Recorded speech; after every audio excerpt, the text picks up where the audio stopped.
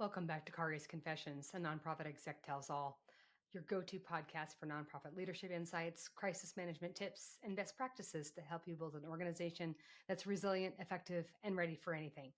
I'm your host, Kari Anderson, principal with Incite Consulting. I've spent 25 years in the nonprofit sector in leadership roles with 7 organizations. Now, I provide coaching and consulting services to ensure that nonprofits, like yours, have the structure, systems, and practices for you to do your best work. Wherever I go, I continue to hear that nonprofit execs need a space to gather, to receive tools, feedback, and advice that encourages you to stay the course. It doesn't seem to matter if you're in a village of 182 or a metropolis of millions. Nonprofit work is both gratifying and lonely. I'm here to make sure that you've got a chance to breathe, maybe laugh, smirk, and hopefully get excited again about the important work that you do. My podcast explores the tools and strategies that help nonprofit leaders grow their impact and build resilient organizations. Today's episode is all about something that can feel really overwhelming. And folks, I feel it every day, but it holds massive potential, and that's technology. If you've ever felt yourself thinking, we just don't have time to learn new tools, or, that tech stuff is for bigger organizations, then this conversation is for you.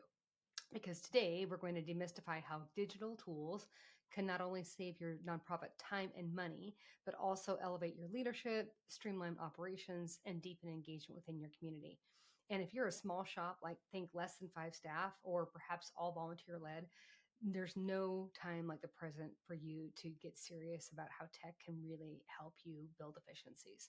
So today I've got 3 key takeaways for you: the importance of leveraging tech in your leadership, committing to cybersecurity, it's a thing, I've got a story for you, and investing in affordable technology that's right for your nonprofit. So no comparing to someone else, it's what's right for you all. So let's start with the big picture. Nonprofits today are stretched thin, maybe thinner than ever. Rising cost, increased need, growing demands for transparency and accountability. It's a lot for us to deal with. But hidden inside those pressures is really an opportunity, because when you use the right technology, you just don't keep up, you actually lead. Tech can reduce your administrative burden, help you make smarter decisions, and ultimately scale your impact. You don't need a degree in computer science or a 6-figure budget. Trust me, I've got no degree in computer science. What you do need is a willingness to learn and to lead with intention. And today we'll talk about exactly where to begin. So here's something I see all the time: nonprofit executive directors stuck in reactive mode, putting out fires, chasing approvals, managing spreadsheets. Sound familiar? But when you embrace tech intentionally, it allows you to shift into strategic leadership. I'll give you a couple of examples. There's 4 different ways that digital tools can really transform your role as a nonprofit leader. The first is data-driven decision making. You can't improve what you don't measure.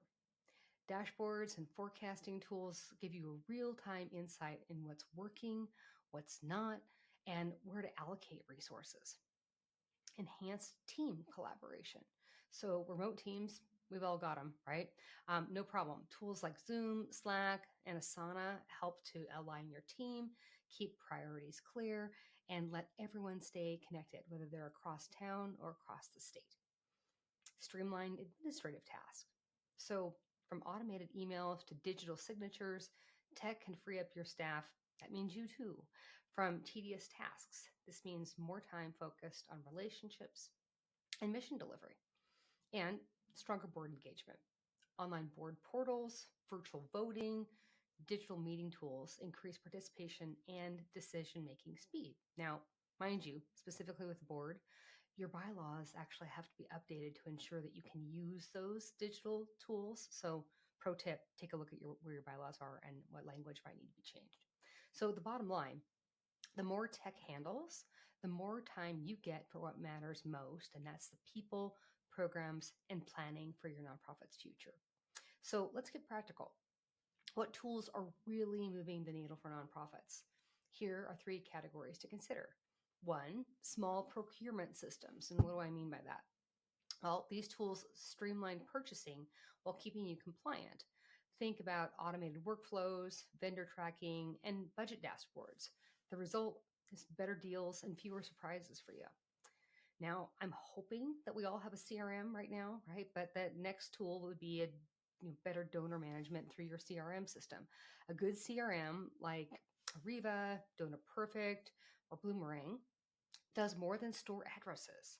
It tracks every interaction, automates thank yous, integrates with social media, and shows you who's ready to give again. Your fundraising becomes much more personal, more timely, and more effective. And there's cloud based operational tools. Platforms like Google Workspace or Microsoft 365 offer real time collaboration on documents, spreadsheets, and presentations. Combine that with your project tools like Trello or Monday.com, and suddenly your operations become streamlined even if your team is remote. No more wondering, what file is in my file cabinet in the garage that my staff person might need to use and they're 300 miles away. And with AI powered analytics, you're not just reacting, you're predicting from program outcomes to resource planning. The insights that these tools can offer you will really transform your strategy. So, technology isn't just making this faster, it really helps to solve complex problems across sectors. And I want to share a couple of examples about that. So, disaster relief organizations like the Red Cross use drones and mapping tech to find survivors and allocate aid quickly. In conservation, AI camera traps and GPS collars help to protect endangered wildlife. And healthcare nonprofits are using telehealth and mobile apps to reach rural communities. And in education, platforms like the Khan Academy and virtual reality tools are bringing high quality, personalized learning to kids who would otherwise be left behind. These aren't far off big budget dreams. They're real tools in use today, showing what's possible when nonprofits say yes to innovation. Okay, so I know you might be thinking, this all sounds great, but isn't tech risky? Absolutely. That's why cybersecurity has to be part of your digital strategy.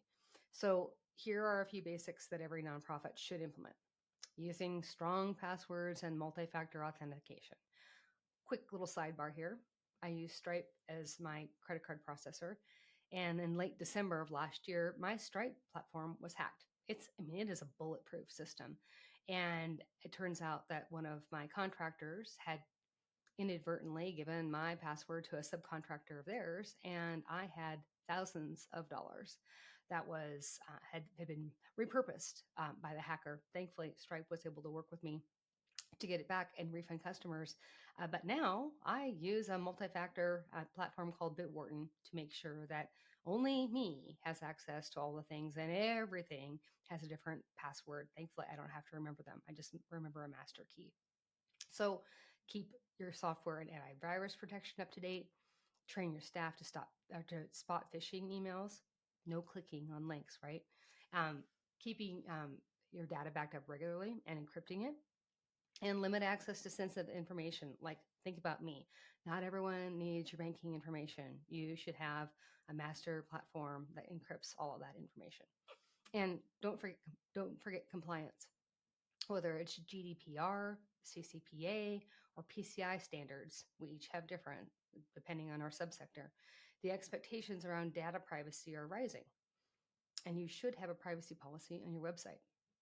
Protecting your donor and client information isn't just good practice, it's part of your ethical responsibility as a 501c.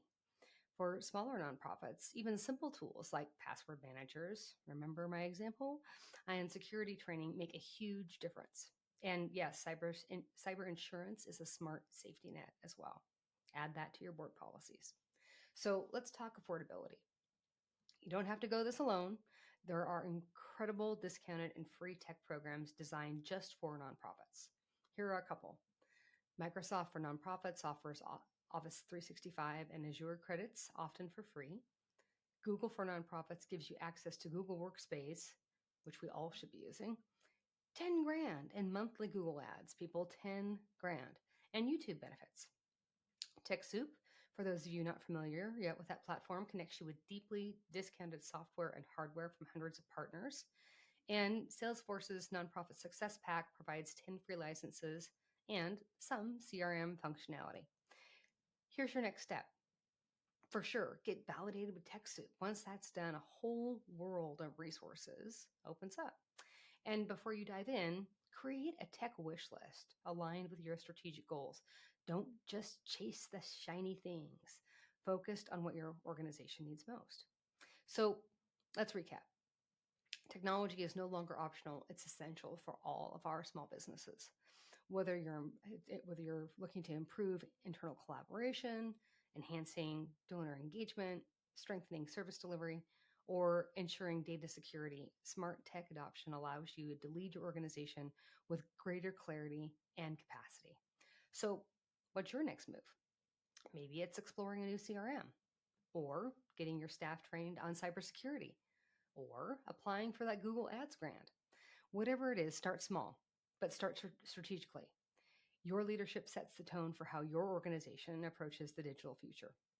Remember my 3 takeaways today: the importance of leveraging tech for leadership, committing to cybersecurity, and investing in affordable technology that's right for your nonprofit.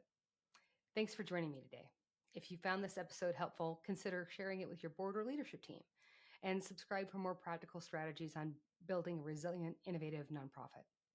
As always, if you enjoyed today's episode, don't forget to subscribe, leave a review, and share it with others who need to hear it. Make sure to follow me on your favorite streaming platforms, including YouTube, Apple, and Spotify. And for additional resources and tools, follow me on LinkedIn. You can also check out my website at inciteconsultinggroup.com. Until next time, keep learning, keep leading, and keep moving your mission forward. Have a great day.